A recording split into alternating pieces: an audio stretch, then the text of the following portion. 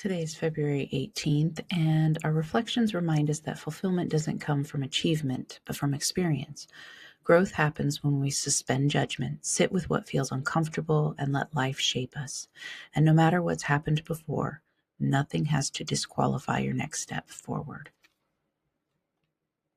Hi, I'm Candy, and I'm a mind body coach. I also use hypnotherapy, and I am deconstructing from evangelical Christianity.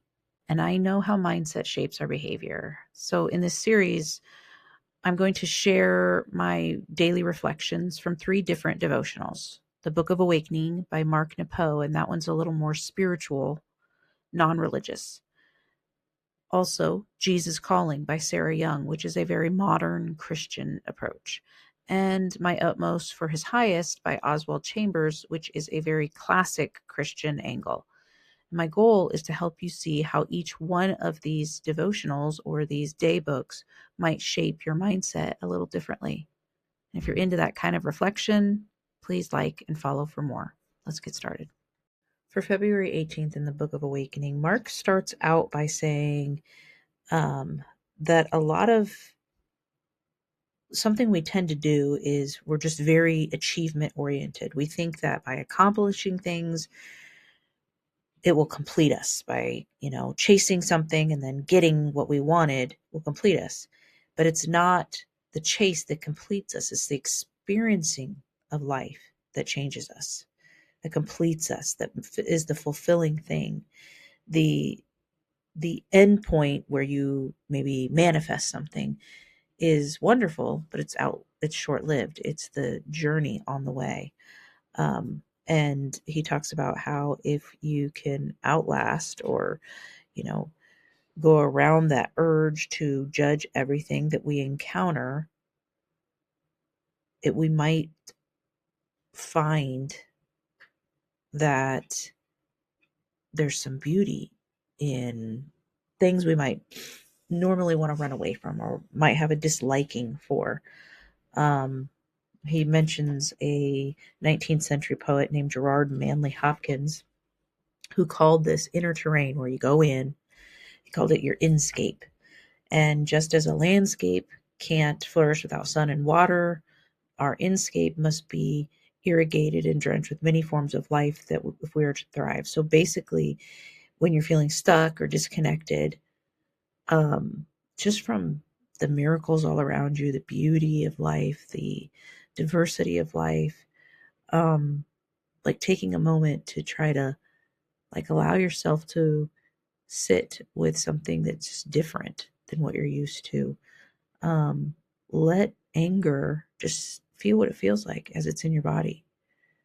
I know we tend to run away from the emotions that we don't like the feeling of, and if we can just sit with them for a moment and feel how different they feel without criticizing them, you got to let go of your judgment.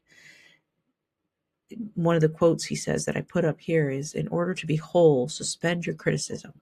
For life is not a matter of taste, but of awakening, not a matter of finding things pleasing or disturbing, but of finding things completing, not a matter of liking or disliking, but of opening the geography of one's soul." And this actually plays into how so many people were outraged at, and I would say less were than many, but a lot of people who are still steeped in evangelical Christianity, wanted a different halftime show for the Super Bowl. They didn't want Bad Bunny because he was Spanish speaking and it was going to promote a culture that they're unfamiliar with, rather than, yeah, maybe you don't know any of the words. Maybe you're unfamiliar with the music and the culture, but just sitting with it can help you just see if you can sit with it first and see that there is a place for something different than what you're used to. Maybe you could just feel how the energy feels lively and exciting, and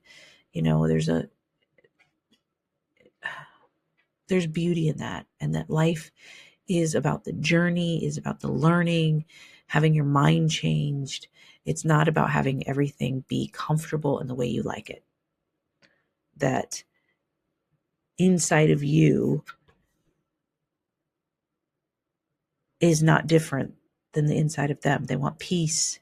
When I'm saying them, I'm talking about someone who speaks Spanish, someone who's from a different culture, than if you speak English and you live in middle America, or, you know, you might not be used to a different culture up close to you, especially if you're in a rural area. And sometimes people in rural areas don't like cities because there's so much going on. There's so much different. And yet in that differentness, there's so much beauty. The same thing that runs in you, same stream of life. To be loved, to be known, to find happiness, to find joy, feeling sadness, feeling, that's all part of the journey. And that is where you change. It makes it fulfilling. The journey is what brings the fulfillment, not just the final product. It's you being changed and shaped and allowing that inscape to guide you, to sit with that uncomfortableness, to sit in something that you may not like or you may find disturbing, but yet there's a place for it. And then you open the geography of your soul. You expand rather than contract. In Jesus Calling, the quote that I put up is, I'm holding you, I is referring to Jesus, I'm holding you by your right hand. I guide you with my counsel, and afterward I will take you into glory. This is exactly the perspective you need. The reassurance of my presence and the glorious hope of heaven. So basically, the message is that God is with you. And that when you keep that in mind as you encounter the ups and downs of life, especially the downs, that He is with you, and you have this glorious hope of heaven, you can go through things much easier, instead of, dreading your experiences that you have. And this can bring some peace, obviously. But when we think of this glorious hope of heaven, then sometimes we're willing to put up with situations where they are not healthy, very toxic, and not at all what we should be okay with, because we think, well, when I die, it's going to be all good in heaven. That can bring comfort at some level, but then we neglect actually finding the peace that's here on earth, because there is some. There's plenty, and it's inner peace. I'm not talking about outer peace. That comes and goes in the world. It's not permanent. But you beginning to believe in yourself, love yourself, you won't allow certain things that you do allow if you just constantly think Jesus is with me and I'm going to go to heaven someday. If that's all that you keep in mind, you will put yourself through a lot of hell that you don't need to. And when you put yourself in hell, sometimes that affects those around you. Like, especially if you're a parent and you have children, you might put your children in situations that are hellish, that didn't need to be, because you thought, well, at least in heaven it'll be better, instead of, what options do I have? You can still believe God is with you, and God, what are the options that I have? What is in front of me that I'm not seeing? And that gives you're saying it's God, that's fine, but it really opens your subconscious to go, okay, we've got options here. What are they? And it starts to scan, starts to help you be open to the opportunities that you might miss. There are lots of opportunities that you miss. You can ask someone, like, look around the room you're in right now and look for everything that it is red. Just glance around the room for a minute and then bring your attention back to my voice without looking around and tell me everything that was blue in the room. And you probably are not going to be able to tell me, because you were looking for red. So when you're focused on one thing, you don't see the opportunities, because you've got a one-track focus. So that's where I would push back against this message just a little bit. And finally, in my utmost for his highest, the quotes that I decided to put up were, the sense of having done something irreversibly tends to make us despair. And that makes sense. Okay. We tend to say, well, I've ruined it. What's the point in trying anymore? And he basically said this kind of despair, if we think it's an exception, it's not. It's just a human experience. It is a very ordinary human experience, to quote him.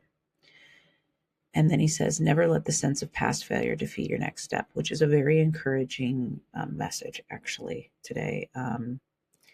Obviously, he's going to use a lot of Christianese, and he's going to push you to, get up and, be inspired by God and like use the Bible to know what to do. But I think I want to just stick with the message that nothing you do, you can always repent. You can always change your mind and go a different direction. And yes, some people will say, how dare you? You made this choice at this one time and you don't get forgiven. And that's fine.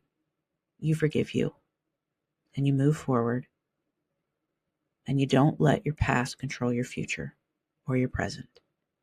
And I think that's a wonderful message to end on. So all these three daily readings have something beautiful in them and something challenging in them. And then there are some things in some of them that I would not embrace, but if it works for you and it's loving toward yourself and toward others, do with it what you will. And go and have a good day. Remember, you get to decide what you devote your thinking to today. You might not be able to control every thought that comes in, but you can definitely decide what you entertain. And whether it comes from something I've said today or something completely different, choose wisely and set an intention that truly benefits you and those around you. And if you found any value here today, don't forget to like and follow. Thank you for joining me on this journey. And let's keep our minds on what helps us love ourselves and each other a little bit better every day.